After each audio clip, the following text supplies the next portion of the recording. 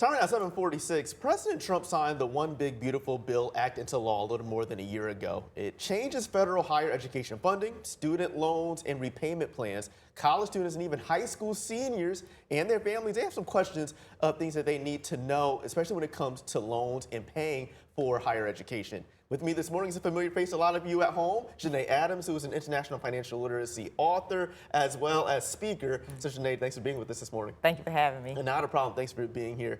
This is a big conversation for a lot of people. What should those who are in college right now, especially undergrad and even graduate students, know about this? Yeah, so definitely classes back in session for a lot of families, and there are so many changes that are coming down the pipeline, so I want to talk about 3 of those changes and then how they can prepare for them as well. All right, so what's the big first change that you want to talk this is going to be the biggest one. This is going to affect millions of families around the country, and it has to do with the Pell Grant.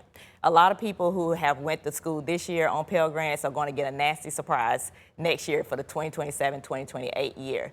Now, what it is going to be new limits, and they could have gotten $7,000 this year, and next year get $0 and have to come up with $7,000. So if you're a high school senior or someone in college, make sure you meet with somebody in the financial aid office before filling out that new FAFSA that comes out after October 1st. So that's one. What about the second one? What is something that, especially like maybe a popular question that people are curious about? So this has to do with Parent Plus loans. There are going to be a lot of families that are going to get a surprise about Parent Plus loans because your parent or guardian had parents that took out a lot of money for them to graduate from college, but now there are caps on those loans. You either get $20,000 a limit per year per student and a $65,000 lifetime cap. So I want to give some tough love to these students, especially these high school seniors. If there's a college that you want to go to that you have to take out Parent Plus loans, really consider another college to go to.